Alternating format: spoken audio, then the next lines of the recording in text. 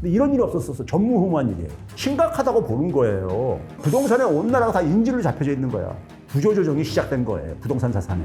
근데 이거를 그러니까 되돌릴 만한 시장의 힘은 저는 없다고 봐요. IMF라든가 OECD 같은 데서 계속해서 한 번도 멈추지 않고 내린 유일한 나라입니다. 전 세계에서. 너무나 흡사해가지고 제가 그러니까 아주 놀랄 정도로 너무 비슷한 패턴을 보이고 있다 이거예요. 일본은 그렇든 간에 20년, 30년 동안 하면서 어쨌든 간에 허덕이면서도 견디고 있지만은 저는 우리나라가 만약에 계속해서 집값이 한 5년 이상만 떨어진다면은 이걸 견딜 수 있을까? 이건 제가 볼 때 쉽지 않은 거예요.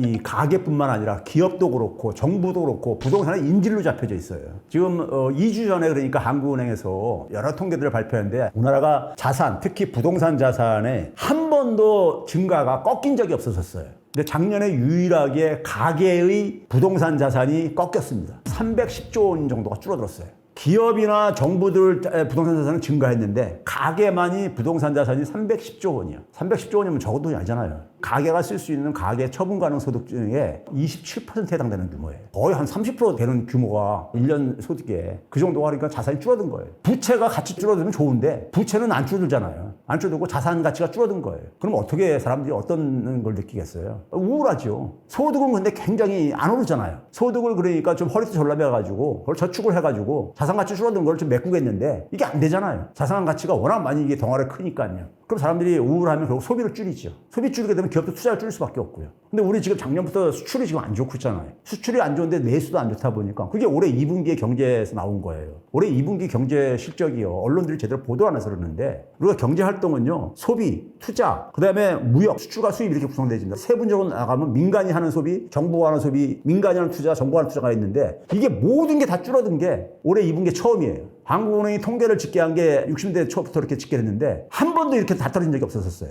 외환위기 때든 금융위기 때든 이게 민간 부분이 마이너스 기록하면 정부라도 돈을 풀어가지고 했는데 이번 정부조차도 오히려 줄어들었어요. 정부가 지금 뭐냐면 세수가 줄어들고 있잖아요. 그러니까 지출을 줄이고 앉아있거든요. 그러니까 다 줄어들었어요. 근데 이런 일이 없었어. 전무후무한 일이에요. 경제가 그만큼 지금 상황이 그러다 보니까는 IMF라든가 OECD 같은 데서 국제기구들에서 대한민국의 경제 성장률 전망치를 올해 전망치를 계속해서 한 번도 멈추지 않고 내린 이유가 유일한 나라입니다. 전 세계에서. 그 이유는 뭐냐면 심각하다고 보는 거예요. 심각하다고. 그 심각하다는 표현을 안 쓰는 것뿐이지 최소한 지난 5번을 보게 되면 계속 내린 유일한 나라예요. 전 세계에서요. 한 번도 이런 나라가 없었어요. 한 나라도 이런 나라가 없었어요. 내렸다가 올렸다가 이렇게 하고 그러는데 우리는 계속 내렸어요. 그만큼 심각하다고 보는 거예요. 근데 언론이 제대로 보도를 안 하니까 국민들이 그 심각성을 못 느끼는데 국민들은 실생활 속에서 느끼죠. 지금 경제가 얼마나 어려운지는요. 그렇죠? 이런 상황으로 지금 치닫고 있는데 부동산 경기가 살아나려면 있잖아요. 살아나려면은 어떻게 돼야 됩니까? 소위 말해서 그러니까 실수요자조차도 집값이 오를 거라는 전망이 보여야지 집을 사고 싶지. 집값이 만약에 오르지 않고 떨어질 가능성이 있다 한다면 사기 싫죠. 안 사지요. 그러면은 실수요자들이 그러니까는 빚을 내서 주택을 사는 사람이든 간에 집값이 오를 가능성이 전망이 보여야 되는 거라고요. 그런 분위기가 형성됐을 때 돈이 많은 사람들도 소위 말 투기꾼들도 뛰어드는 거예요. 근데 집값이 상승할 전망이 안 보이는 상황 속에서는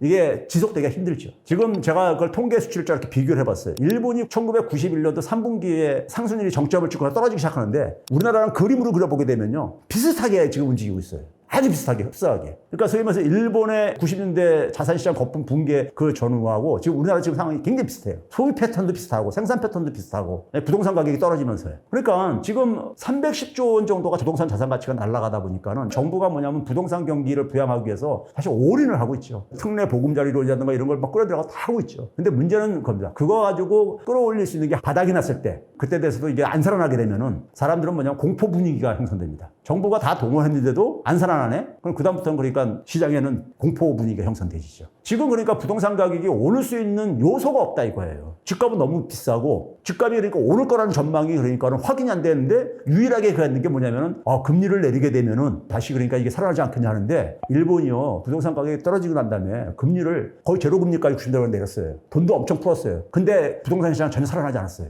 정부에서 그러니까 부동산 경기 부양으로 해서 건설 투자에 엄청 투자했었어요. 일본이요. 그게 잃어버린 10년이란. 근데도 안 살아났거든요. 그러니까 금리가 낮다고 해가지고 그러니까는 사람들이 부동산 투자하는 게 아니에요. 그러니까 집값이 오르는 거라는 전망이 있어야 되는 거예요. 기본적으로. 집값이 안 오르는데 무슨 금리 낮춰준다고 해서 집을 사냐고 누가요. 그런 상황에 지금 그러니까 우리가 진입하고 있는 거예요. 그러니까 이게 일시적으로 그러니까 잠깐 그러니까 정부가 강한 정책을 도입했을 때. 근데 그게 저는 거의 소진돼 가고 있다. 정부가 남은 정책이라는 게 아주 그냥 지금 아주 제한적인 수단뿐이 안 남아있거든요. 안 남아있는 상황 속에서 이게 그러니까는 문제는 뭐냐면 작년에 310조 원이 꺾인 게 우리나라 역사 이래 그러니까 지금 현대사 이래 처음 있는 일이에요. 그러니까 본격적으로 그러니까는 자산 가격의 구조 조정이 시작된 거예요. 부동산 자산에. 근데 이거를 그러니까 되돌릴 만한 시장의 힘은 저는 없다고 봐요. 없기 때문에 실수요자들도 그러니까 좀 신중하게 생각을 해야 된다고 저는 말씀드리고 싶고요. 부동산이 그러니까 우리가 구조조정 될 만큼 너무 많이 올랐어요. 그리고 이게 되게 뭐냐면 부채로 싸우는 거예요. 가계 부채로. 지금 우리가 역전세난이라든가 PF 대출 이런 것들도 다 부채 문제라고요. 부채예요. 부채라는 건 이게 모래성이에요. 모래성. 이게 너무 높은 거예요. 주요 국가 중에서 가장 취약하거든요. 우리가요. 그러니까 이게 한계 상황에 온 거죠. 한계 상황 속에서 왔는데 지금 집이 없는 사람들한테 빚을 내가지고 집을 사줘야만 되는 거예요. 그 사람들이요. 빚이라는 건 근데 결국 뭐냐면요. 미래소득을 땡겨 쓰는 거예요. 공짜가 어디 있어요. 돈이라는 게. 미래소득을 땡겨 써야 되는데 집을 산 사람이 만약에 실수요자 하더라도 내가 소득이 그러니까 미래소득이 계속해서 일자리가 계속 유지가 되고 소득이 계속 오른다는 보장이 있으면은 빚을 내서라도 그러니까 집을 사고 그러죠. 근데 지금 그런 게 전망이 보이냐고요. 둘째는 뭐냐면은 사람들이 그러니까 집값이 그러니까는 빚을 내가지고 산다는 얘기는 결국은 뭐냐면 이 집값이 그러니까 내가 오를 거라는 전망이 있을 때 최근에 정부에서 하도 그러다 보니까 은행들이 50년 분할상환 제도를 도입한다 이렇게 얘기를 하고 있어요. 이게 전 세계 없는 얘기거든요. 최고로 긴 게 30년입니다. 근데 사실 이 장기 주택담보대출금리라는 것은요. 이게 뭐 일자리 제도하고 밀접하게 관련되어 있는 거예요. 미국도 대공황 이전에는요. 5년 만기 그러니까 일시상환 제도였었어요. 그 일시상환하는 제도는요, 어떤 문제가 갖고 있냐면은, 만기가 됐을 무렵에 집값이 그러니까 자기가 대출받았을 때보다 더 올라가 있어야 돼. 그래 팔아서 갖고는 앉죠. 근데 문제는 뭐냐면 자기가 대출받았을 때보다 집값이 떨어지게 되면은, 팔아도 그러니까 이게 갚을 수가 없게 돼버리는 거잖아요. 그런 문제가 대공황 때 터졌던 거예요. 그러고 나서 미국이 도입한 게 20년, 30년 장기 모기 제도를 도입한 거예요. 근데 그게 가능했던 이유가 미국은 그 당시에 중화학공업 혁명이 일어날 때, 중화학이라는 산업은 장기 고용을 선호를 합니다. 예, 노동자들의 숙련도가 중요하기 때문에. 자동차 산업 이런 데는 그러니까 오래된 숙련도가 중요하기 때문에. 그 장기 고용을 일자리가 생겼던 거예요. 근데 지금 장기 일자리 없잖아요. 근데 50년 동안 그러니까는 돈을 나눠서 갚아라? 금액이 워낙 크잖아요. 그럼 50년 이상 일자리 지킬 수 있는 사람이 누가 있어요? 30년도 불가능할 뿐만 아니라 저희 같은 교수도 그러니까 최대한 30년 정도 하는데 근데 이걸 그 50년 일자리가 어떻게 보장이 되냐고요. 그러면 결국은 뭐냐면 자기가 이거를 나중에 일자리가 없을 때는 뭘로 갚을 거냐 이거예요. 미래로 미루는 거예요. 미루는 방식인 거예요. 결국 빚내서 좀 땡겨서 쓰고 문제는 미래로 넘기자 이거죠. 근데 사람들이 그거를 이용하는 사람들이라 하더라도 결국은 내가 그러니까 한 20년 갖고 나서 주택 가격이 지금보다는 떨어지지 않고 올라가고 있으면은 그때 팔아가지고 갚으면 될 게 아니냐 이런 식인 거거든요. 근데 일본이 한 20년 동안 집값이 계속 떨어졌거든요. 일본이요. 실제로. 20년 동안 집값이 계속 떨어졌다고요. 그러면 그런 상황 속에서 그러니까 그게 보장이 되는 거냐고. 그러니까 우리나라 사람들이 그동안에 한 번도 부동산 자산 가치가 떨어진 것을 겪지 않다 보니까는 거기에 대한 막연한 그러니까 기대를 가지고 일부 사람들이 지금 뛰어들 때가 아닌가 해가지고 움직이는 사람들도 있긴 하지만은 그건 저는 굉장히 위험한 거라고 봐요. 보장이 될 수 없는 지금 투자를 하고 있는 거라고 생각하고요. 그런 점에서 지금 우리나라 부동산 시장은 지금 구조적으로 살아나기가 힘든 상황에 지금 이미 진입을 했어요. 그게 작년도에 나타났던 거야. 310조 원이 그래서 날아간 거예요. 이 충격이 이미 장기 추세 속으로 진입을 한 것이고 여기에 이것을 그러니까 정부로서는 방치할 수가 없어요. 왜? 우리나라는 모든 게 다 부동산에 그러니까는 다 이게 묶여 있거든요. 부동산에 돈이 제일 많이 모이거든요. 시장에서 가장 힘이 있는 사람이 돈 많은 사람이잖아요. 돈은 누가 많습니까? 재벌인데 재벌들이 건설에서 한두 개 이상씩 다 갖고 있잖아요. 그러니까 재벌 자본하고 그다음에 금융 자본. 부동산은 금융을 안 끼고 거래가 할 수가 없어. 워낙 덩어리가 크기 때문에. 그러니까 가장 시장에서 돈이 많은 재벌 자본하고 금융 자본이 양대 축이 여기 이해관계가 물려 있고 경제 정책들이 여기에 다 그러니까 다 맞물려 있는 거예요. 언론도 여기 다 맞물려 있잖아요. 우리나라 언론 방송사들을 그러니까 건설 자본들이 굉장히 많이 소유를 하고 있고 그리고 심지어 부동산 분양 광고 수입이 굉장히 많이 차지를 하고 있고 이런 것처럼요. 그러면 이런 부동산에 온 나라가 다 인질로 잡혀져 있는 거야. 가게도 그러니까 사실은 부동산에 그러니까 목매고 살고 있잖아 사실은요. 그런 상황 속에서 그러니까 지난 한 수십 년 동안에 부동산 가격이 계속해서 상승을 할 수가 있었던 거예요. 근데 그게 뭐냐 빚덩어리로 간 거죠. 안방은 내 거지만 건너방은 그러니까 은행 거다 뭐 이런 말이 있듯이 그러니까는 대출 안 끼고 산 사람이 몇 명이나 되냐고요. 그런 상황 속에서 이게 그러니까 부채 모래성인 거예요. 근데 이게 그러니까 계속해서 오르면 괜찮은데 계속해서 오를 수가 어떻게 있냐고. 누군가 사줘야 되는 건데. 근데 그걸 사줄 수 있는 힘은 어디서 나오냐? 소득에서 나오는 거예요. 소득의 원천은 자본주의에서 일자리입니다. 근데 지금 소득 증가율이 지금 계속 떨어지고 있잖아요. 일자리 상황도 계속 더 나빠지고 있잖아요. 그런데 부채는 계속해서 는다? 이게 어떻게 유지가 되는 거냐고요. 상식적으로 이건 경제 지식이 필요한 게 아니라 그냥 상식인 거예요. 근데 그게 한계 상황에 도달해가지고 작년에 그러니까는 금융시장의 금리가 올라가는 거 분위기에 타가지고 이게 그러니까 꺾이면서 310조 원이 날아간 거예요. 1년 동안에. 근데 이게 시작이다 이겁니다. 시작이라는 점에서 부동산 시장이 그러니까는 방향을 다시 그러니까 옛날로 돌아간다? 이건 저는 불가능하다고 봐요. 이건 그러니까 국내 전문가들 한 분도 이런 분석을 안 했는데 제가 해봤어요.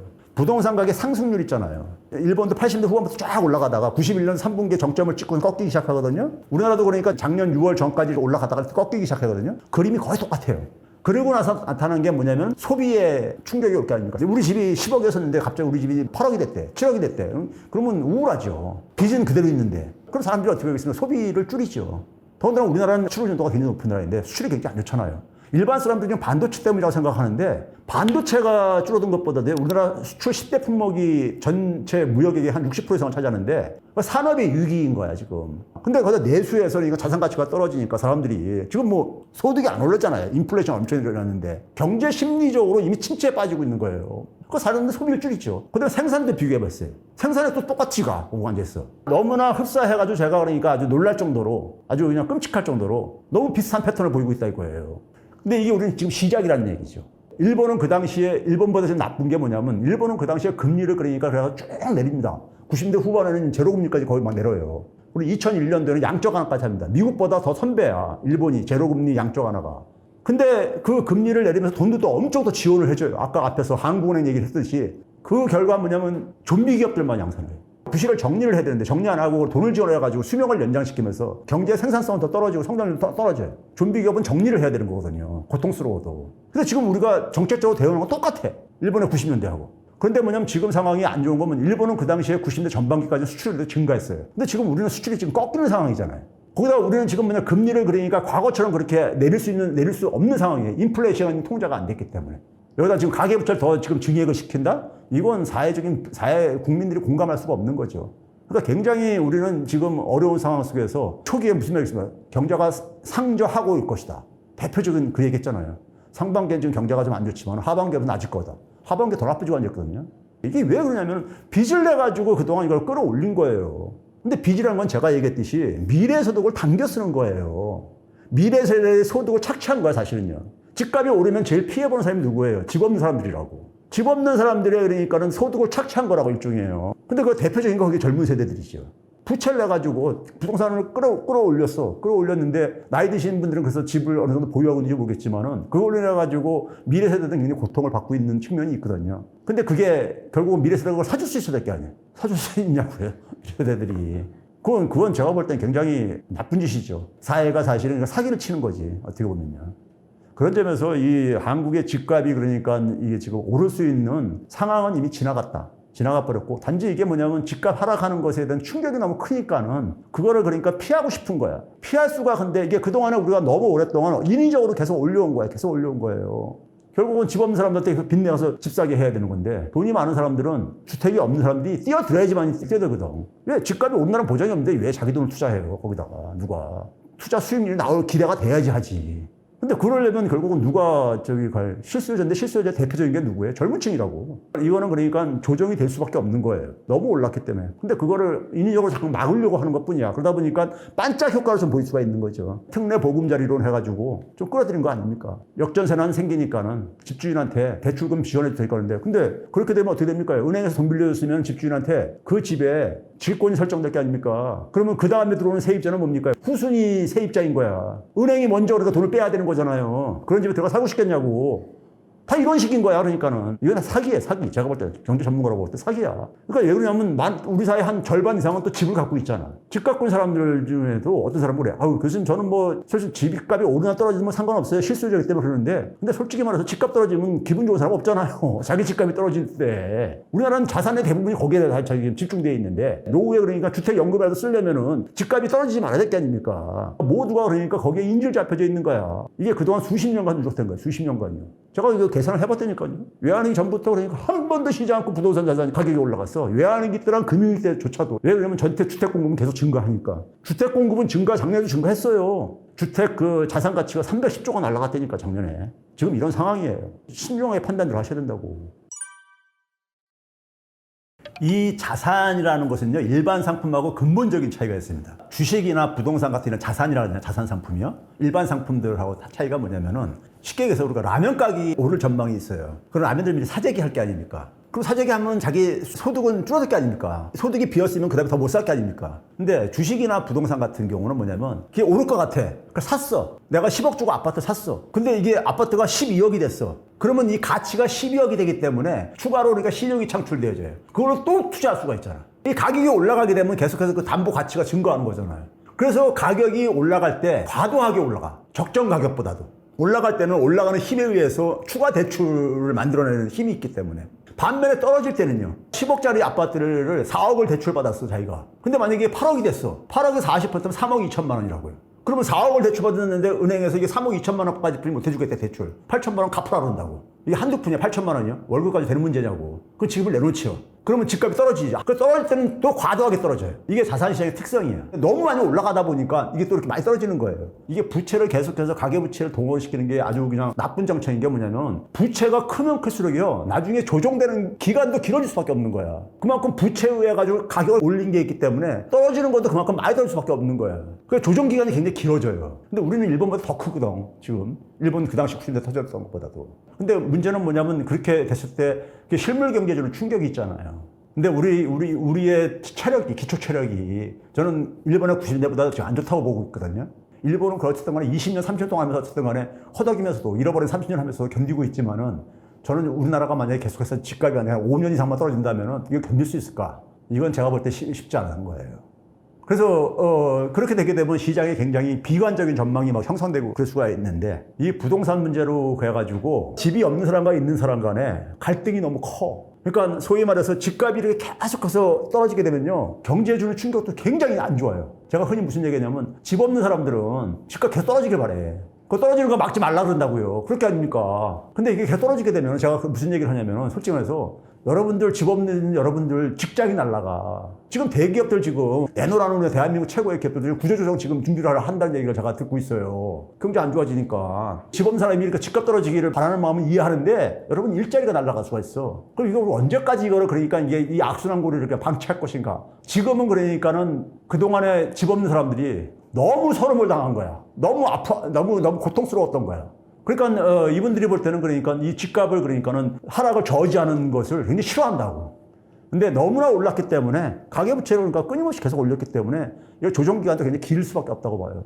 일반 국민들은 굉장히 불안할 겁니다. 왜 그러냐면은 우리가 어떨 때 제일 불안하냐면요. 자산의 그러니까는 손실은 굉장히 소득 손실보다도 충격이 큽니다. 자산 가치는 그러니까 변동성이 굉장히 크기 때문에 소득은 그러니까 우리가 잃어봤자 솔직히 말해서 한 달 수입이 끊어져봤자 몇백만 원이지만 자산은 그러니까 이게 수천만 원, 수억이 될 수 있는 거거든요. 근데 우리가 지금 그러한 지금까지 겪어보지 못한 상황에 지금 오고 있다. 그게 최근에 경제 지표에서 지금 보여주고 있고 전무후무한 지금 경제 지표가 나오고 있는 상황이니까는. 왜? 지금 다른 나라들은 경제가 오히려 지금 개선되고 있는 상황인데 우리는 거꾸로 지금 떨어지고 있는 이런 상황.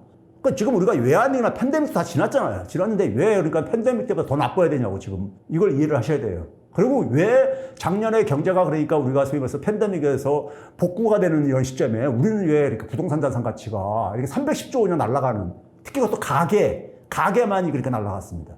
기업이나 정부는 그러니까 증가했어요.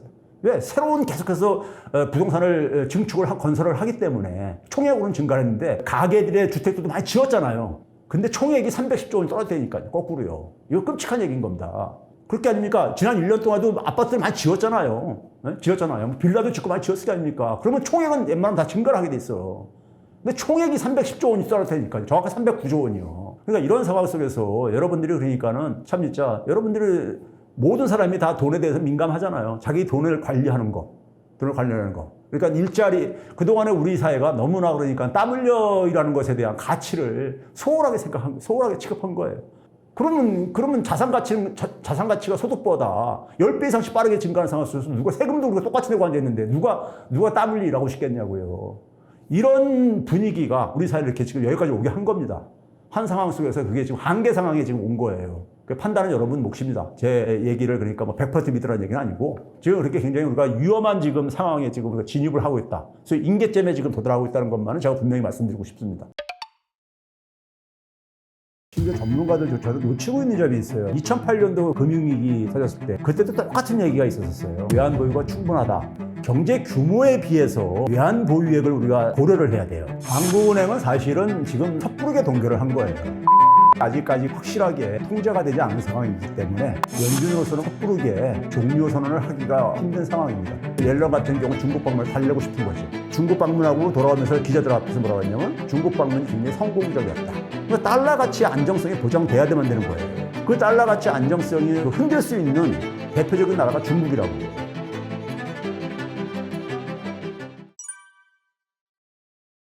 미국이 코로나 바이러스 팬데믹이 발발하면서요, 제로금리까지 내렸었죠. 그리고 소위 말해서 양적 완화라는, 사실 양적 완화는 굉장히 생소한 단어인데 돈을 찍어내가지고 국채라든가 이런 이제 채권들을 매입해 주는 거죠. 돈을 푸는 거죠. 그거를 하다가 2022년 3월, 작년 3월 달부터 금리를 올리기 시작했습니다. 금융위기 이후부터 미국은 구간제 금리를 도입을 했어요. 그러니까 제로금리라고 얘기하지만 0에서 0.25% 이렇게 구간금리 제도를 도입했는데 0.25%에서 지금 5.5%까지 올라갔으니까는 5.25%포인트 정도가 올라간 거죠. 그리고 9월 이후에 한 차례 정도 올린다면 더 올릴 가능성이 남아있고 아마 그것은 계속 열어놓을 수밖에 없는 이유가요. 인플레이션이 아직까지 확실하게 통제가 되지 않은 상황이기 때문에 연준으로서는 그러니까는 섣부르게 종료 선언을 하기가 힘든 상황입니다. 한국은행이 1월 달에 마지막으로 0.25% 올려가지고 한국은 지금 기준금리가 3.5%입니다. 미국이 그러니까 지금 5.5%니까는 2%포인트 격차가 존재하고 있는 거죠. 근데 이 격차가 사실은 역사적으로 지금 가장 많이 벌어진 상황이에요. 우리가 일반적으로 미국보다는 경제 규모도 작고, 미국은 또 기축통화국가이니까는 금융도 훨씬 더 안정적으로 운영이 되고 그러다 보니까 그러면 우리가 되게 일반적으로 금리가 높아야 되는 것이 상식적으로 우리가 이제 알고 있는 하나의 경제적인 지식이죠. 근데 이제 이게 완전히 역전된 거잖아요.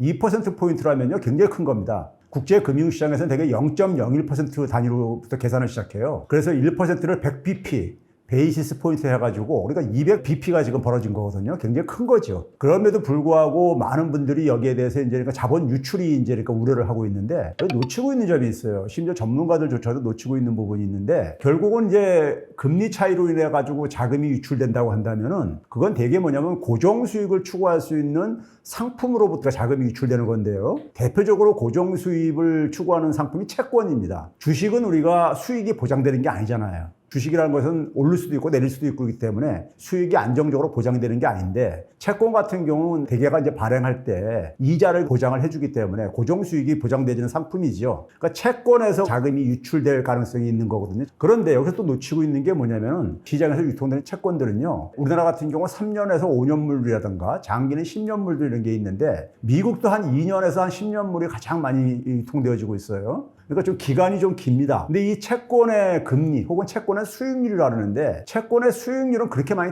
격차가 안 벌어져 있어요. 미국하고 한국이 한 0.2%포인트 내지 0.3%포인트 차이가 안 벌어져 있습니다. 기준금리처럼 그러니까 2%포인트 그것의 10배가 되는 이걸 가지고 그대로 공식적으로 대입을 하면 안 되는 거고요. 자금이 나가고 들어올 때 영향을 미치는 건 환율이 또 영향을 미칩니다. 한국에 투자했다가 한국에 투자하는 외국인 자금은 달러를 갖고 들어와서 한국 원화로 바꾼 다음에 우리나라 금융 채권 상품에 투자를 했다가 다시 팔아가지고 달러로 바꿔가지고 갖고 나가야 되기 때문에 환율이 영향을 미칠 수밖에 없어요. 그런데 지금 일본을 제외하고 주요 선진 국가들은 환율이 팬데믹 이전, 직전 상황으로 거의 복귀가 됐어요. 복귀가 됐는데 우리나라는 여전히 그러니까 1,300원 근처까지 이렇게 왔다 갔다 하고 그러고 있지 않습니까? 그러다 보니까는 우리나라 원화 가치가 굉장히 저평가되어 있는 상황이에요. 그러니까 이런 것도 그러니까 영향을 미칠 수밖에 없는 것이고요. 그러면 금융시장이 안정되게 되면 우리나라 원화 가치도 내려올 가능성이 있는 것이고 내려올 가능성이 있다면 우리나라 금융상품에 투자했다가 달러로 환전해 갈 때 이익 볼 수 있는 게 있죠. 그래서 이제 이것도 고려를 해야 되고요. 또 하나 결정적인 건 뭐냐면요. 우리나라에 들어와 있는 채권 자금들, 채권 자금에 있어서 가장 큰 손은요. 중국입니다. 미국이 아니에요. 근데 중국 금리는 지금 보면 우리보다 더 낮아요. 일본이 우리나라 금리보다 많이 낮은 건 잘 알려진 사실인데 중국도 우리나라보다 금리가 굉장히 많이 낮습니다. 중국도 지금 디플레이션 우려가 나올 정도로 하다 보니까 금리를 그동안에 중국은 유일하게 내린 나라들이죠. 3차례 정도 내렸죠. 그러다 보니까 한국보다 낮기 때문에 중국은 그러니까 나갈 이유가 없죠. 중국 자금은요. 오히려 금리가 낮으니까요. 그래서 이제 아시아 자금이 한 50% 이상을 차지하고 있다 그러는데 대부분이 중국 자금입니다. 그 다음에 이제 유럽 자금이 있는데 유럽하고 우리하고는 그러니까 거의 뭐 비슷하게 형성되어지고 있는 상황이다 보니까는 기준금리를 기준으로만 이렇게 자금의 유출입을 판단하면 안 된다. 특히 이제 미국의 장기 채권 금리들이 2년물 이상들은 대개 상승이 별로 안 이루어지고 있습니다. 그러다 보니까는 시장의 채권 금리는 그렇게 차이가 크지가 않다. 그런 요인들을 고려해서 이해를 해야 됩니다. 금융시장이 안정되게 되면요. 자금은 잘 순환이 되기 때문에 자금의 갑작스러운 유출은 안 생겨요. 그러니까 우리가 평상시에도 보게 되면은 경제가 안정됐을 때는 뭐 기업들이나 가게들이 그러니까 빚을 내가지고 경제를 운영하고 새로운 빚을 내가 또 그거를 상환을 하고 또 이렇게 하듯이요. 근데 이제 국제 금융시장이 갑자기 불안정해질 때는 이제 자금들이 이제 안전한 곳을 도피를 할 때, 그게 작년 같은 경우가 이제 우리가 이제 그런 영향을 받았던 것이 작년 4분기 이후에 금리도 이제 큰 폭으로 오르고 환율도 그냥 큰 폭으로 상승을 했었던 때가 있었잖아요. 그런 충격이 그러니까 내부적으로 불안정한 요인을 제공한다든가 아니면 대외적으로 굉장히 또 불안정해진다든가 작년 10월 달에 미 국채 10년물이 4.25%까지만 올라가고 그랬었어요. 4% 이상 올라가게 되면 이제 불안정성이 커지기 시작하는데 그게 맞물려가지고 4분기에 굉장히 불안한 모습을 보였었죠. 그리고 이제 올해 이제 2월 말 3월 초 사이에 미국의 은행위기가 터졌을 때도 그때도 미 국채 10년물 수익률이 4%를 돌파를 했었어요. 그러니까 미 국채 10년물을 유심히 살펴봐 주시면 돼요. 그게 4%포인트를 넘어가게 되면은 국제 금융시장이 굉장히 불안정해질 가능성이 있다. 왜 그러냐면은 국채 수익률이 올라간다는 얘기는 국채 채권 가격이 하락한다는 얘기가 같은 말입니다. 그래서 채권에 투자한 사람들이 굉장히 손실을 많이 보게 돼 있어요. 근데 미국 국채는 세계에서 가장 그러니까 안전자산이잖아요. 근데 그게 그러니까 그 가치가 폭락한다는 얘기는 굉장히 많은 투자가들이 손실을 입는 거기 때문에 변동성이 크거나 또 자금 유출이 쉬운 나라에서 자금이 그러니까 빠져나갈 가능성이 있고 그랬을 때 금리 차이 같은 것이 증폭시키는 역할을 할 수가 있는 거죠.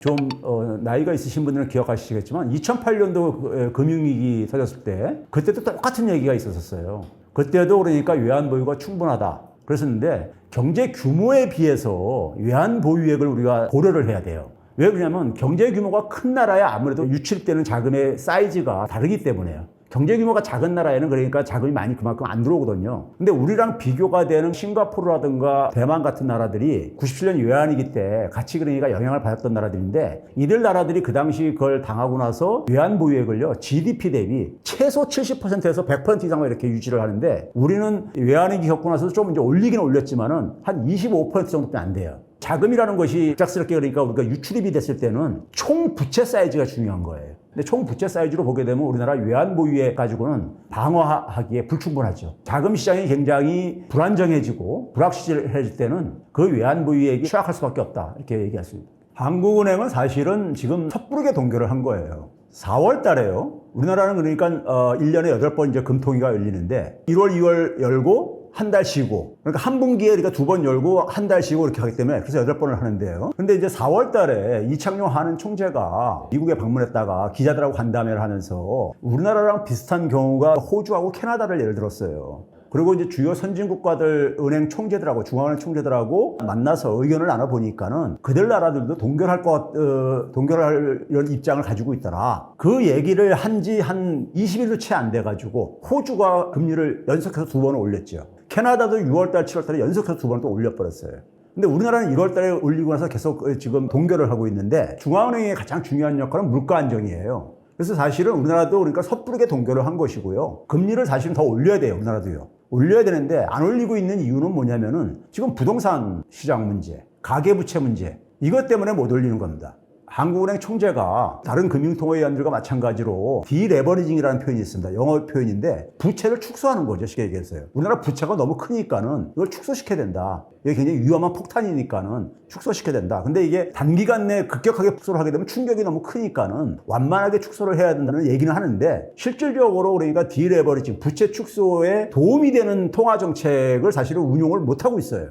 그러니까 금리를 올리게 되면 돈을 회수하고 이제 그렇게 되는데 돈을 지금 회수를 하기는커녕 오히려 계속해서 공급을 하고 있거든요. 7월 27일이죠. 지난주 목요일 날에 비상거시 경제금융회의라는 것을 만들었습니다. 지금 그러니까 비상사태라 이거죠. 근데 그게 7월 27일 날 열렸었어요. 열리고 나서 이창용 총재가 한국은행 가서 금통위원들을 소집해가지고 금융회사들한테 자금을 지원하는 대책을 발표를 해요. 대출제도 개편을요. 작년에 11월 달에 한번 개편을 했었습니다. 그래서 작년에 그래가지고 은행들뿐만 아니라 금융회사들한테 한국은행이 돈을 지원을 해줬죠. 그래서 작년 4분기에 통화량이 크게 늘은 거예요. 근데 이번에는 뭐냐면은 소위 우리가 지금 최근에 부동산 시장에 가장 문제가 되는 게 PF 대출이라는 걸 많이 얘기 들었잖아요. 그러면서 새마을금고라든가 저축은행들이 굉장히 지금 부실이 지금 드러나고 있잖아요. 그래서 여기에다가도 이제 자금을 지원을 하겠다.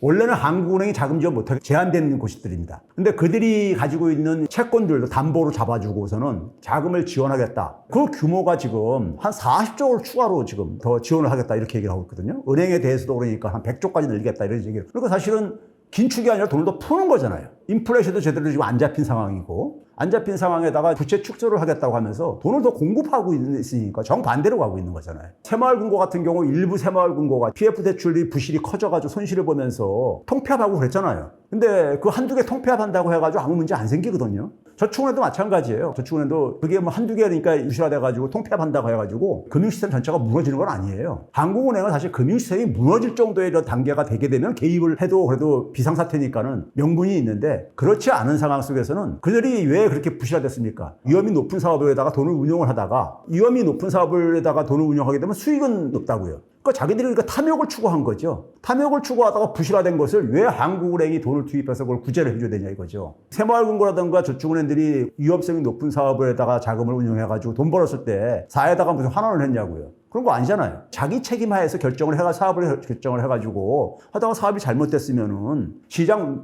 원리에 따라서 정리를 해야 되는 거죠. 근데 그거를 지금 지원해주겠다고 하는데 문제는 지금 한국은행이 통화 정책을 완화하는 단계가 아니란 말이에요. 본인들도 입으로 그러니까 디레버리징을 지금 해야 되는 상황이다 이렇게 얘기를 하면서 정반대로 지금 가고 있는 거죠. 그렇게 하다 보면 중앙은행이 신뢰를 잃게 됩니다. 통화정책이 그러니까 효과를 보기 힘들어요. 그런 점에서 한국은행은 지금 상당히 그런 정치적인 행보를 하고 있다 이렇게 생각을 하고 있어요.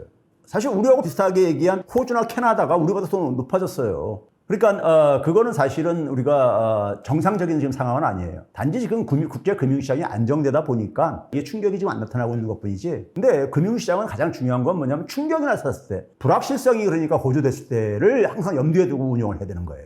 그때 돼서 대비책 만들기엔 너무 늦거든요. 순식간에 자금은 이동을 하거든요. 돈이라는 것은 사람들한테 굉장히 민감한 하나의 자산이기 때문에 이건 빛보다 빠른 속도로 움직여요. 돈이라는 것은요. 그렇기 때문에 항상 최악의 상황을 그러니까 염두에 두고선 되게 통화정책은 운용을 해야 되는 거예요. 지금 우리가 금리가 굉장히 빠른 속도로 올라간 거잖아요. 지난 1년 조금 넘게요. 그러면 금리가 왜 이렇게 빠르게 올라갔냐면은 인플레이션 때문에 올라간 거잖아요. 근데 이 인플레이션이 20세기 이후에 겪었었던 인플레이션하고는 다른 유형의 인플레이션이에요. 코로나 팬데믹을 겪고 나가지고 시간이 상당히 지나면서 경제활동을 다시 복구를 해야 되겠다. 경제활동이 급속도로 이제 확장이 되면서 인플레가 올라가기 시작했다고요. 거기다가 뭐냐면 이제 작년 2월 달에 코로나 전쟁이 발발을 했잖아요. 그럼 이 두 가지 요인은 다 비경제적인 요인이에요. 경제 문제 아니잖아요. 코로나 발생한 게 이게 무슨 경제적인 문제예요.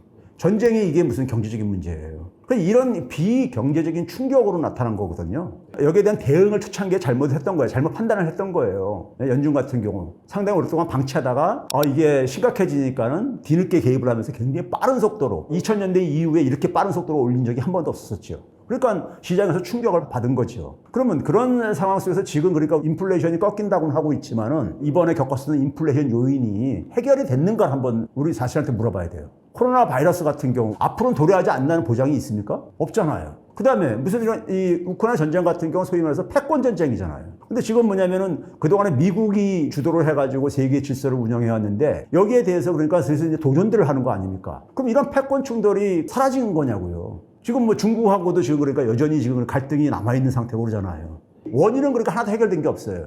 단지 뭐냐면 시간이 지나다 보니까 이 효과가 약화된 거예요. 그렇죠. 최근에 인플레이션이 떨어진 것도 뭐냐면은 작년에 유가가 굉장히 빠른 속도로 올라갔었잖아요. 그러다가 지금 많이 떨어졌잖아요. 소비자들도 많이 느낄 거예요. 주유소에서 기름 넣으시면서 많이 작년보다 많이 떨어진 것을. 근데 이 효과 때문에 그렇지 나머지 물가들은 지금 굉장히 고공행진 계속하고 있단 말이에요. 그러면은 인플레이션의 근본적인 문제는 하나도 해결이 안 된 상태이고 거기다가 뭐냐면 이것이 재발될 가능성도 있고 이런 상태 속에서 지금 착시 효과가 있는 거예요. 유가 하락에 의해서 그러니까 물가가 하락한 걸로 인플레이션이 통제가 되고 있는 것처럼 착시 현상을 겪고 있는 거예요. 일종이에요. 그럼 이런 식의 이제 인플레이션이 향후에도 지속될 가능성이 있다는 얘기고 그러면 우리가 흔히 그래서 얘기할 때 적어도 팬데믹 이전에 굉장히 우리가 저금리 시대에 살았는데 소위 우리가 이지머니라고 합니다. 값싼 돈.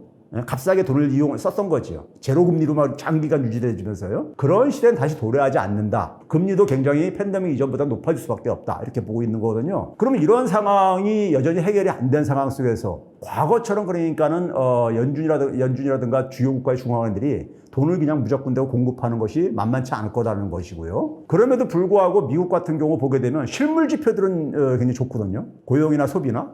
근데 우리가 일반 독자들이 잘못 기억하고 있거나 오해하고 있는 것이 뭐냐면요. 실물 경기 침체에서 금융위기 같은 건 오지 않습니다. 금융위기 이전에도요, 실물 경기는 굉장히 좋았었어요. 90년대 이후에는 금융이 사고를 쳐가지고 경기 침체를 가져왔지, 실물 경기가 침체돼가지고 금융이 불안정해지는 게 아니에요. 근데 이제 지금 금융시장 상황은 이런 거죠. 거기에 많은 사람들이 지금 금융상품에 투자를 하고 있는데, 지금 금리를 그러니까는 연준이 조만간에 이제 인상을 종료를 하고 내릴 것이다. 그래서 옛날 같은 시대가 올 것이다. 이거는 어떻게 보게 되면 사실 그동안에 돈을 엄청 찍어냈잖아요. 금융위기에도 찍어냈지만 팬데믹에도 엄청 찍어냈잖아요. 그게 상당한 그러니까 거품을 만들어 놓고 있고 그 돈은 사실 회수가 돼야 되는 거예요. 비정상적으로 많이 공급된 거예요. 근데 이걸 회수를 하게 되면 금리를 올려야 된다는 얘기잖아요. 근데 이거 굉장히 고통스럽잖아요. 고통스러우니까 고통스러운 거 싫은 거예요. 싫은 거니까 연준이 금리를 내릴 것이다. 이렇게 체면을 거는 거예요, 실제로요. 그리고 미국 경제가 상대적으로 한국 경제보다 좋은 이유 중에 한 가지는 뭐냐면요. 어떻게 보면 양면성을 가지고 있는 거라 얘기할 수 있지만 팬데믹 이후에 미국이 그 가계에다가 현금 지원을 한 90% 가계들한테 현금 지원했습니다. 1조 8천억 달러를요. 금융위기 이후에는 그러니까 그렇게 지원을 안 해줬었어요. 근데 팬데믹 이후에는 사람들이 경제활동을 못하니까 수입이 끊어지고 그러니까 그 돈이 상당히 미국의 소비를 뒷받침을 해줬다. 그러니까요. 그 풀린 돈 때문에 또 우리가 이 문제도 겪고 있지만은 그게 실물 경제를 그러니까 여전히 어쨌든 탄탄하게 방어해주고 있는 측면이 있다 이렇게 보고 있고요. 그럼에도 불구하고 미국 경제가 자기 자신뿐만 아니라 세계 경제에 어떤 영향을 미칠 수 있냐는 가장 큰 변수는 뭐냐면요. 이겁니다. 달러의 힘을 계속해서 안정적으로 유지할 수 있느냐 없느냐.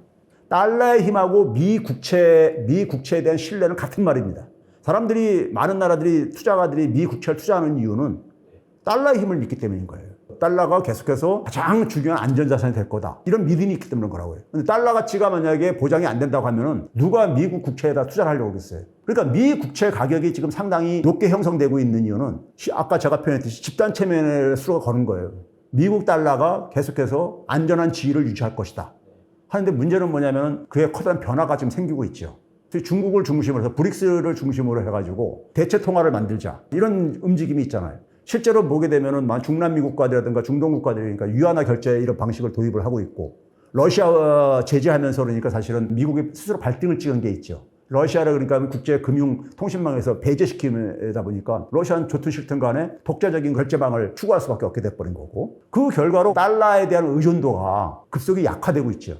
달러에 대한 의존도가 줄어든다는 얘기는 결국 뭐냐 미 국채에 대한 수요가 줄어든다는 얘기고요. 미 국채에 대한 수요가 줄어들면 미 국채 가격이 하락한다는 얘기고요. 미 국채 가격이 하락한다는 얘기는 미 국채 수익률이 올라간다는 말과 같은 말입니다.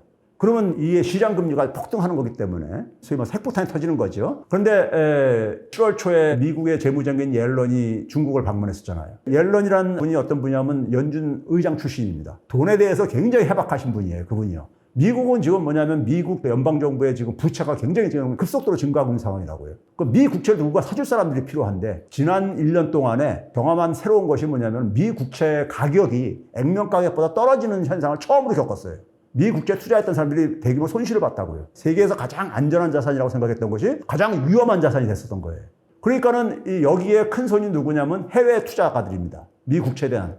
그 중에서 가장 많이 보유하고 있는 게 일본이고 두 번째가 중국인데 일본은 미국채를 매각할 수 있는 형편이 안 돼요. 근데 중국은 달러에 대한 의존도도 줄이고 싶고 그러다 보니까 계속해서 지금 이렇게 축소해 왔어요. 이런 움직임이 부상하고 있는 문제인 거예요. 그러니까 그걸 옐런 같은 경우 중국 방문을 달래고 싶은 거죠. 중국 방문하고 돌아오면서 기자들 앞에서 뭐라고 했냐면 중국 방문이 굉장히 성공적이었다. 옐런은 재무부 장관이고 재무부 장관의 가장 중요한 임무는 뭐냐면 미 국채 안정적 관리입니다. 달러 가치에 대한 안정성을 유지를 하는 거거든요. 미국의 그러니까 가장 커다란 힘은 달러를 찍어낼 수 있는 힘인 거예요. 군사력도 있지만 군사력도 미국의 달러 힘이 있기 때문에 가능한 거예요. 그러니까 달러 가치의 안정성이 보장돼야만 되는 거예요.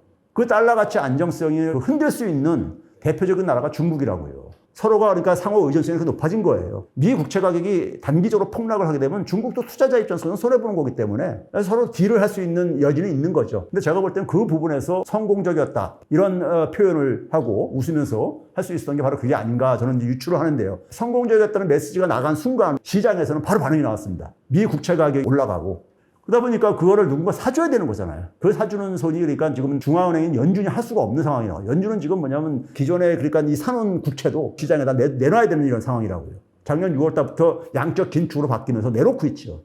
그러니까 연준이 이걸 할 수 없는 상황 속에서 기댈 수 있는 가장 큰 손이 중국뿐이 없는 상황이거든요, 지금요. 달러 가치의 안정성 때문이라도 중국과 미국이 계속해서 격하게 싸움을 하고 있지만은 서로 한쪽이니까 죽기 살기로까지는 저는 가기 힘들다.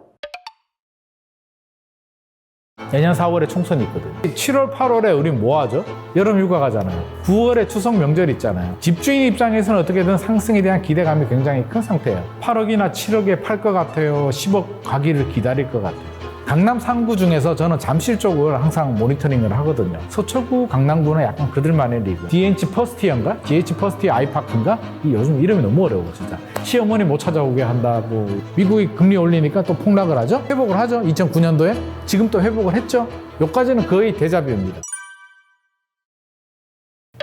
바닥을 찍었다. 이게 작년이죠. 2022년 10월, 11월, 12월 집값이 굉장히 가파르게 떨어졌잖아요. 떨어지고 올해 1.3 대책 발표되면서 이제 반등을 했는데 그 반등한 시점, 그러니까 작년 12월, 올 1월 가격 기준에서 본다면 바닥을 찍고 반등을 한 건 맞습니다. 그렇게 보면은 맞는데 바닥이 무슨 의미냐? 제가 생각하는 바닥은 가장 낮은 단계를 지나가서 앞으로 올라갈 일만 남았다라는 게 저는 바닥이라고 생각을 하거든요. 이제 바닥 찍고 올라갈 일만 남았고 이제 더 떨어지진 않아 라고 한다면 저는 그렇지는 않다. 이게 끝은 아니고요. 이제 1차전 끝났다라는 생각입니다. 저는 W자로 생각을 하고 있거든요. 한번 떨어졌다가 반등을 하고 있죠. 한 번 정도 더 남았는데 그 한 번이 내년에 올지 3년 후에 올지는 좀 지켜봐야 되겠고요. 자, 먼저 상승 입장에서 한번 생각을 해보자고요. 집주인들은 집값이 올라가길 바라겠죠. 당연히 저도 집주인 입장이라면 올라가야지. 내려가면 그 자산 손실이 발생하니까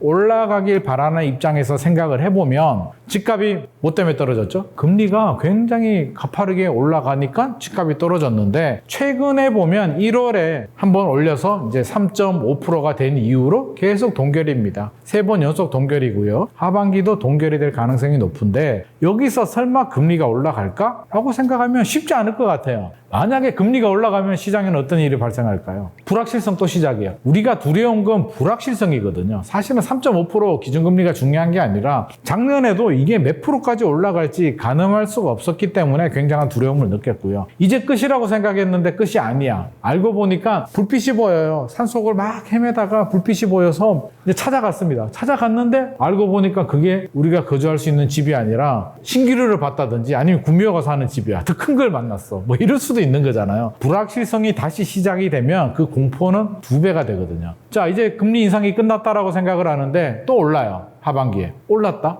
어떡하지? 그러면 3.75가 돼? 4%가 가? 야, 이 상태로 올라가면 또 5% 가는 거 아니야? 패닉이 오기 때문에 상당한 심리적인 충격을 받을 수밖에 없는데 그럴 가능성은 쉽지는 않습니다. 쉽지는 않기 때문에 왜? 내년 4월에 총선이 있거든요. 이제 하반기란 말이에요. 하반기 7월, 8월에 우린 뭐 하죠? 여름 휴가 가잖아요. 9월에 추석 명절 있잖아요. 전통적인 비수기예요. 여름 휴가 때 누가 부동산 집을 사고 가냐고. 휴가 가서 복잡한 머리 좀 식히고요. 좀 쉬다가 그래 추석 지나고 집을 알아보자라고 하기 때문에 3분기 그냥 쑥 지나갑니다. 3분기 뭐 크게 달라질 거 없을 것 같고요. 자, 4분기가 굉장히 중요한데 4분기 흐름이 집값 흐름은 한번 결정이 되면 6개월을 그냥 가요. 하루하루 한 달 만에 왔다 갔다 쉽게 하지 않아요. 자, 1월에 작년은 또 마찬가지죠. 작년 하반기에 방향이 딱 결정되고 불확실성이 커지니까 집값이 쭉 떨어졌잖아요. 올 1월 반등했죠. 6월까지 쭉 갔잖아요. 그러면 10월 달에 결정되는 흐름이 내년 총선까지 간단 말이에요. 정치권 입장에서는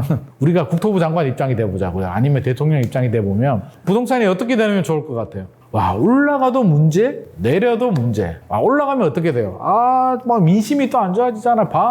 규제 푸니까 집값이 오르잖아. 부자들 뭐 집값 올리려고 너희들 규제 풀었냐? 막 이런 비판의 목소리들이 굉장히 커지게 되기 때문에 굉장히 부담스럽고요. 프레임에 갇혀버리는 거죠. 반대로 집값이 떨어지게 되면 야, 이거 어떡하지? 규제를 이제 많이 풀어가지고 강남 3구, 용산구 남아있고 DSR 남았고 규제가 몇 개 남지도 않았는데 지금 규제를 풀어야 될까? 푼다고 반등을 할까? 그대로 내버려 두면 또 PF 대출이 되고 최근 새마을금고도 이제 문제가 되듯이 경제로 금융시장으로 불똥이 튀기 때문에 또 머리 아파. 총선 앞두고 이래도 문제 저래도 문제야. 그렇다면 국토부나 정부 입장에서 보면 스테이 가자. 지금처럼 스테이 가는 게 가장 해피한 경우입니다. 시장의 자극을 최소화로 갈 가능성이 높기 때문에 하반기도 보합으로 갈 가능성이 굉장히 높아요. 그러면 집주인 입장에서 생각을 해보게 되면 어떻게 됐든지 간에 금리가 올라가지는 않을 것 같아. 오늘 통계 자료를 보니까 경제 전문가들이 내년 상반기, 내년 초에는 금리가 인하로 돌아설 것 같다라는 설문조사가 굉장히 높게 나왔어요. 그러면 일단 집주인 입장에서는 올해는 그냥 가자. 추가로 떨어지지는 않을 거야. 내년에 금리 내려가 봐. 금리 때문에 집값이 올랐는데 금리 내려가면 집값이 올라가지 내려갈 거야. 그리고 입주 물량. 최근에 공급을 줄이고 있는데 앞으로 공급 물량 줄어들어. 공급이 줄어드는데 집값이 안 오르고 배겨? 라는 생각을 가지고 있죠. 시간은 우리 편이야. 라는 생각을 가지고 있기 때문에 집주인 입장에서는 어떻게든 상승에 대한 기대감이 굉장히 큰 상태예요. 지금 급매물로 절대 쏟아내지 않습니다. 우리가 집주인이면 작년 상반기 거래가 좀 줄어들었고요. 작년 하반기 집값이 떨어졌고 올해 반등을 했단 말이에요. 굳이 지금 나의 전재산이나 다름없는 집을 15억이라고 생각해 보자고요. 제가 5억에 사서 10억까지 왔어요. 7억까지 떨어졌다가 지금 한 8억? 8억 5천까지는 회복했단 말이에요. 그러면 다시 8억이나 7억에 팔 것 같아요? 10억 가기를 기다릴 것 같아요? 당연히 10억 가기를 원하죠. 그게 집주인 마음이죠. 그러니까 집주인은 급매물로 내놓을 생각은 일단 없습니다. 그러면 집주인이 급매물로 쏟아내지 않으면 절대 집값이 폭락하거나 큰 폭으로 떨어지지 않아요. 반대로 이제 매수자 입장에서 우리가 생각을 해보자고요. 집을 사려는 입장이 됐어요. 그래, 작년에 집값 많이 떨어졌어. 근데 작년은 무서웠어. 더 떨어질 것 같으니까. 우리가 집을 살 때는 절대 손해보는 집은 안 사고 싶죠. 적어도 올라가거나 대출이자 내고 세금 내고 손해는 안 봐야죠.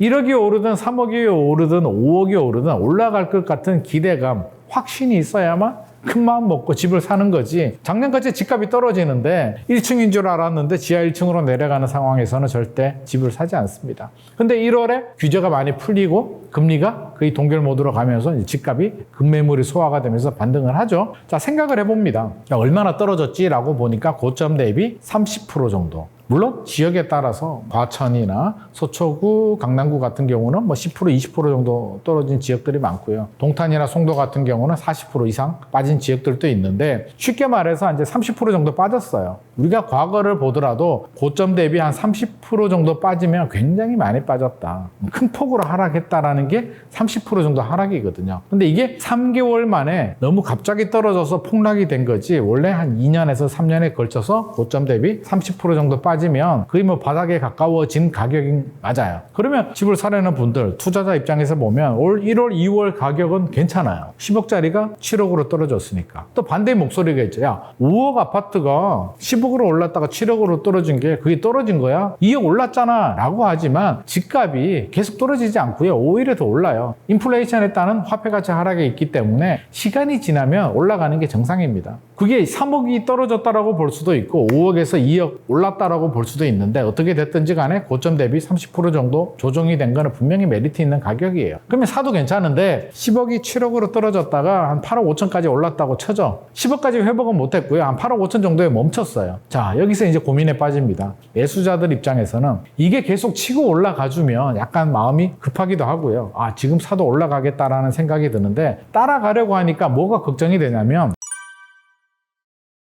1차 바닥과 고점을 확인했잖아요. 1차 바닥은 2022년 12월 가격이었고요. 고점 가격은 2021년 9월에서 10월 거래 가격이 고점 가격이라고 보시면 됩니다. 자, 고점과 1차 저점을 이제 확인한 상태에서 조금 회복을 했죠? 지금 사서 손해는 안 볼 것 같기는 한데 취득세 내고 재산세 내고 종부세 내고 대출이자 내고 팔 때 양도세까지 내는데 8억 5천에 사서 10억에 팔아도 과연 내가 얼마 손해 질까? 라고 생각해 보면 답이 쉽게 나오진 않아요. 매수자 입장에서는. 9억 가도 사실 그게 번 건가요? 대출이자 따져보고 한 3년, 5년 가지고 간다라고 본다면 크게 재미를 못 볼 수도 있다라는 생각이 들고 금리만 보더라도 집주인들은 금리가 동결이 돼서 더 이상 안 오를 거야 라고 생각하지만 집을 사려는 매수자들은 무슨 소리야 3.5% 최근 가장 높은 고점에 기준금리가 그대로 유지되고 있는데 이걸 좋아할 일이야? 그리고 미국이 올린다며 미국이 올리면 한국은행이 자금 유출 우려 때문에 올릴 수도 있잖아. 불안해. 금리에 대한 불확실성 여전히 존재하고 그럼 경기가 좋으냐? 부동산 또 경제의 한 축인데 경기도 좋지 않아. 전세는 집값을 밀어 올리기도 하고 집값을 받쳐주는 버팀목 역할을 해주는데 전세가 올라가야 아파트 가격 올라가는 거 아니야? 무이자 대출인 전세가 지금 죽쓰고 있고 최근에 역전세 우려까지 있어서 1년 정도는 전세가 역전세가 더 이어질 가능성이 높고 정부도 DSR을 1년 정도 완화해주면서 전세금 돌려줘라고 하는 마당에 과연 집값이 올라갈 수 있을까? 공급 물량 부족하다고? 그게 내년 일이야? 지금 인허가 물량 줄어드는 게 3년, 5년 후에 줄어드는 거 아니야? 라고 생각하고 있기 때문에 급하게 서두를 필요는 없어요. 저는 줄다리기 게임이라고 생각하는데 매도자, 집을 팔려는 매도자와 집을 사려는 매수자 간의 의차의시야 줄다리기 게임을 하고 있는데 어느 한쪽이 지면 만약에 집을 사려는 매수자들이 져서 집주인을 쭉 따라가면 집값이 올라가죠. 왜? 집주인들이 호가를 올리는 호가를 매수자들이 따라가면 가격이 올라가는 거고요. 반대로 매수자들이 이제 힘이 세. 당겨. 그러니까 집주인들이 졌어요. 매수자들이 밑으로 당기는데 왜? 싸게 사고 싶으니까 밑으로 당기는데 집주인이 따라서 내려오면 가격이 뚝뚝 떨어지겠죠. 근데 지금은 서로 팽팽하게 당기고 있는 상황이에요. 통계를 봐도 이게 그대로 나오는데 한국 부동산원 통계를 보면 올라가긴 올라가요. 1월, 2월, 3월, 4월, 5월, 6월 되니까 이제 주간 변동률이 마이너스가 없어지고 플러스로 전환이 됐는데 이것만 보고 뉴스에서는 상승으로 전환이 됐다. 상승이다. 라는 뉴스들이 나오는데 그래프 추이를 면밀히 보면 올라가다가 둔화가 된단 말이에요. 최근에 6월 흐름을 보면 서울 기준에서 플러스가 되고요. 뭐 0.03, 0.04, 다음 주는 0.03. 그냥 보아 박스권에 갇혀버렸어요. 경기도도 마찬가지고요. 인천도 마찬가지고요. 전국적으로 떨어지지는 않았는데 치고 올라가지 못하고 그냥 딱 갇혀버린.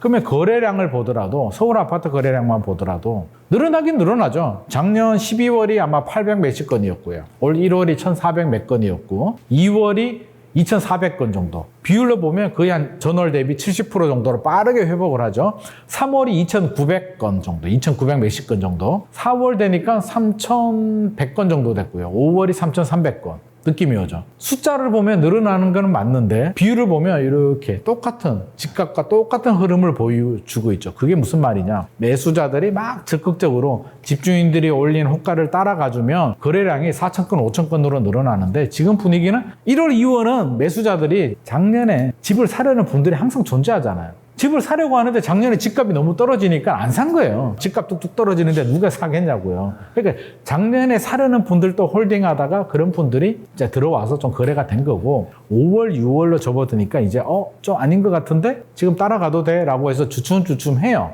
그러니까 최근에 7월의 현장 상황을 모니터링을 해보면 이제 집주인들이 다시 좀 약간 마음이 불안하기 시작했어요. 강남 3구 중에서 저는 잠실 쪽을 항상 모니터링을 하거든요. 서초구, 강남구는 약간 그들만의 리그. 최상위 포식자. 그냥 있는 사람들. 뭐 이거 팔고 갈 데가 없어. 압구정 팔고 어디 갈 거예요? 강남 아파트 팔고 잠실로 갈 거냐고. 아니잖아요. 그래서 서초구, 강남구는 약간 그들만의 리그. 저수지 이론에서는 가장 중심부에 있는 바닥에 있는 바닥이라는 의미가 가장 핵심 지역이고요. 잠실은 강남 3구이면서 강남 2구는 아니야. 서초구, 강남구는 아니야. 그러니까 이게 거래량도 많고 세대수도 많고 하기 때문에 저는 시장 상황을 가장 잘 보여주는 것 같은데 최근에 잠실의 엘스, 리센츠, 파크리오 아파트 현장 상황을 보면 매물도 조금씩 나오고 있고요. 집주인들이 호가를 계속 올리지는 못해. 조금씩 뭐 내린다는 표현은 뭐하지만 가격을 보자면 헬리오시티 같은 경우에 최고점이 23억 8천만 원이었고요. 2021년 10월이었나? 9월 10월에 가장 분위기 안 좋았을 때 작년 12월에 16억까지 거래가 됐어요. 10층 이상 기준으로, 로얄층 기준으로. 그러다가 이게 20억까지 거래가 됐었거든요. 이게 막 올라갈 때 같으면 매수자들이 막 들어올 때 같으면 20억, 21억 5천을 뚫고 들어가야 되는데 지금 오히려 19억 몇천짜리 매물들이 나오고 있단 말이야. 치고 올라가지 못하는 상황이니까 지금 흐름을 딱 보자면 박스권에 갇혔다. 매도자, 매수인간 줄다리기가 시작이 됐다. 이제 2차전 시작이 됐다라고 보여지고요. 앞으로 시장 흐름은 이제 여러 가지 변수들이 있는데 뭐 금리라든지 사실 금리가 가장 문제예요. 금리, 부동산 정책, 전세 정도 저는 변수로 두고 싶은데 전세 같은 경우는 전세 더 떨어져. 이제 시작이야. 더 폭락하기 때문에 집값 더 폭락한다라고 하는데 저는 그렇게 봐요. 이미 떨어졌어요. 강남권 새 아파트 기준에서 보면 개포자의 프레지던스가 올 3월에 입주를 했는데 보통 6개월 전부터 입주장이 형성이 되거든요. 작년 한 8월? 7, 8월 전에 개포자의 프레지던스 입주 물량 입주장이 시작되기 전에는 새 아파트 전용 84 전세가 18억 정도 갔었거든요. 새 아파트 기준에서. 18억 정도 가다가 입주장이 시작되니까 쭉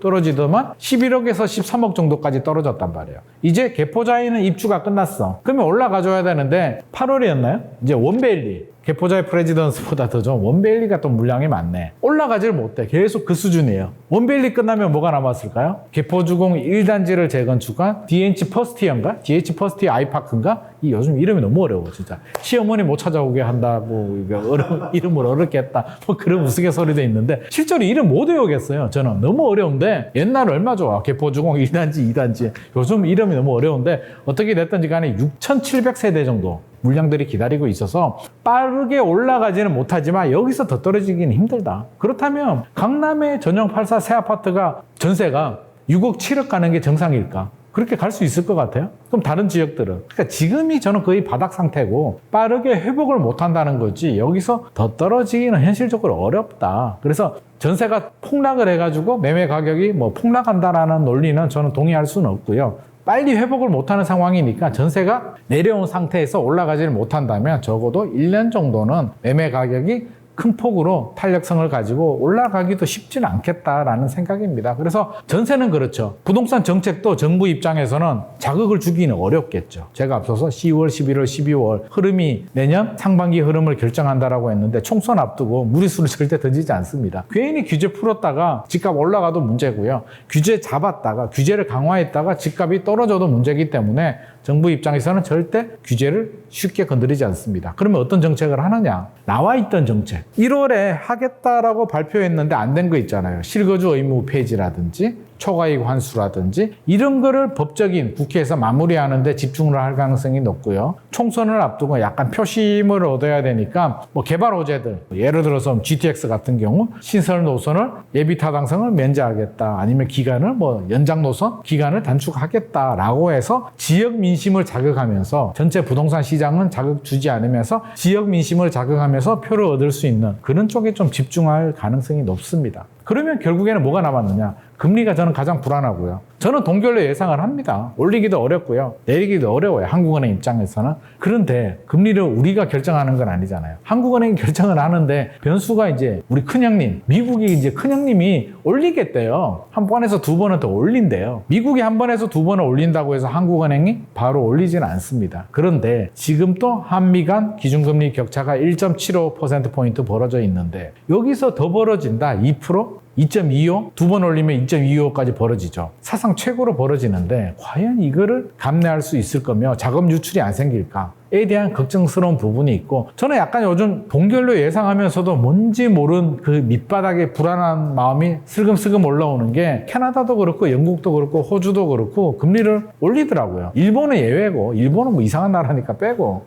그 나라들이 올린다고 미국도 올리는데 과연 우리나라만 동결로 계속 갈 수 있을까? 만약 한국은행이 금리를 올리게 되면 다시 하락으로 전환이 될 수도 있기 때문에 금리가 가장 중요한 변수가 될 수도 있을 것 같고요.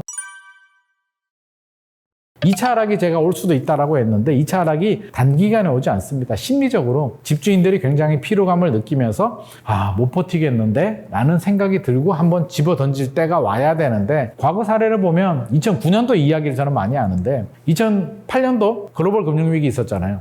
그 이전에 노무현 정부 시절에 집값이 폭등했죠. 지금 문재인 정부 집값이 폭등했죠. 글로벌 금융위기 때 집값이 폭락합니다. 미국이 금리 올리니까 또 폭락을 하죠. 회복을 하죠. 2009년도에 지금 또 회복을 했죠?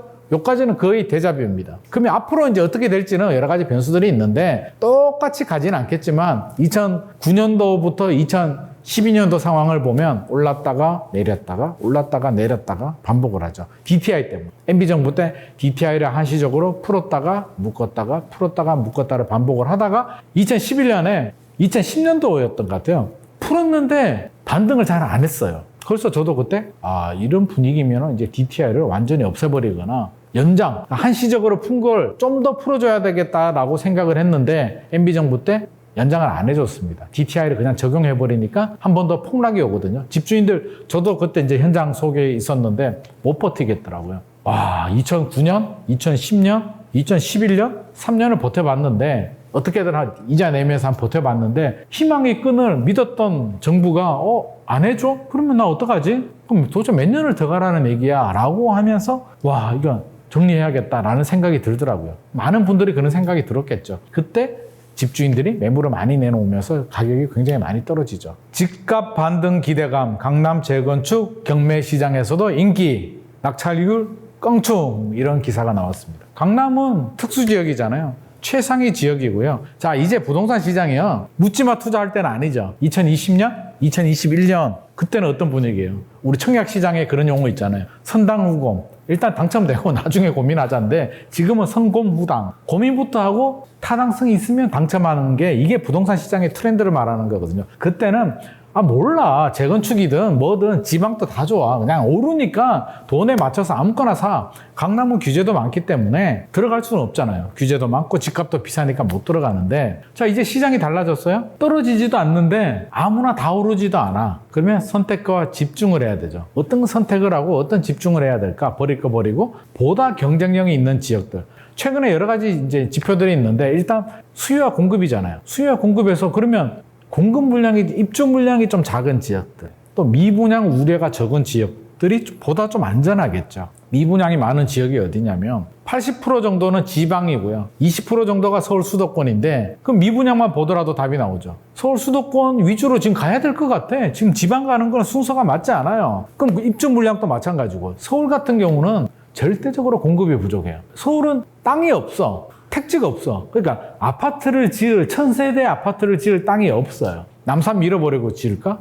내가 생각할 때는 유일하게 있는 땅이 여의도에 그 국회 세종으로 보내버리고 그 자리에 아파트 지으면 아니면 용산공원, 민족공원 뭐 그런 땅밖에 없어요. 근데 그게 가능한 일일까요? 그러면 서울은 아파트 지을 땅을 어떻게 마련해야 되느냐? 재건축, 재개발, 정비사업밖에 없죠. 근데 재건축, 재개발이 어떤 특징이 있냐면 자, 신규 아파트들 있죠? 뭐 3기 신도시도 좋고요. 경기도 인천에 아파트 지을 때 어디다 지어요? 신규 아파트들은 빈 땅에다 지어야 되는데 빈 땅이 어디 있나요? 외곽에 논밭, 관리 지역들. 이미 도시화가 됐고 도시 지역에 남아있는 논밭들이 이제 주로 관리 지역인데 도시가 팽창이 되는 거죠. 아파트를 팽창하면서 지어나가요. 근데 서울은 팽창할 데가 없다 보니까 재건축, 재개발 밖에는 없는데 새 아파트들, 물론 시간이 지나면 새 아파트들도 이제 인프라가 좋아지면서 좋아지는데 동탄 신도시 만들 때 가보면 어땠나요?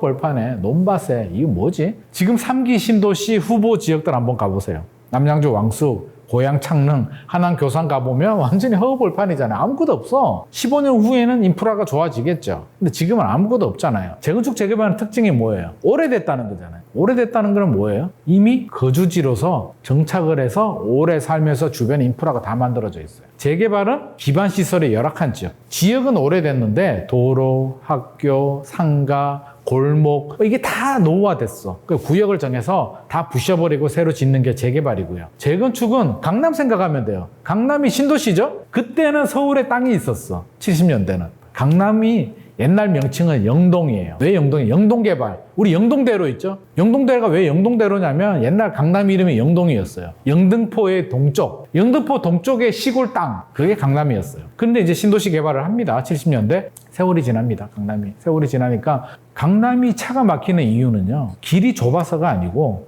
차가 많아서 막혀요. 강남에 인프라 좋잖아요. 학교 다 있죠? 도로 좋죠. 편의시설 좋죠. 다 좋아. 근데 이제 70년대, 80년대 개발했는데 지금이 2023년이니까 세월이 지나니까 뭐가 노후화돼요? 아파트가 노후화되지. 논물이 찍찍 나와. 음마 아파트, 뭐 여의도도 마찬가지고. 그 당시로는 삐까뻔쩍한 새 아파트였는데 오래되다 보니까 개포도 마찬가지고요. 반포도 마찬가지고 눈물이 찍찍 나오고 이제 살기 어려우니까 재건축을 통해서 아파트만 부셔버리고 새 아파트 지으면 동네가 달라지죠. 한남 뉴타운 가보면 주택들만 부셔버리고 새로 지으면 동네가 달라질까요? 거기는 구역을 정해서 다 밀어버려야 되고 미니 신도시를 만들어야 되는 곳들이고 반포의 아파트 아크로 리버파크나 가보세요. 완전히 동네가 달라지잖아요. 아파트만 부셔버리고 새로 지으면 돼. 그게 재건축이에요. 그러니까 재건축 재개발의 특징은 입지가 굉장히 좋아요. 원래 있던 곳에 입지를 자리 잡고 인프라가 다 갖춰져 있는데 아파트만 새 아파트 되면 가치가 껑충 올라가죠. 그러니까 앞으로 재건축 재개발은 지금도 좋고요. 혹시라도 2차 하락이 와서 가격이 떨어지게 되면 두려움에 떨지 말고 그때는 보다 적극적으로 공략이 필요한 시점이 아닐까 싶습니다. IT 산업과 반도체를 전체적으로 함께 볼 생각입니다. 왜냐하면 반도체는 IT 산업을 이루는 근간이고 핵심이 되기 때문에 최근 서울에서는 물 들어왔을 때 노져야죠. 대형 평수 아파트 하나, 소형 하나, 한가 하나 바꾸도 돈이 남아. 이것만 아셔도 부동산의 가격 전망을 어느 정도 하실 수 있다.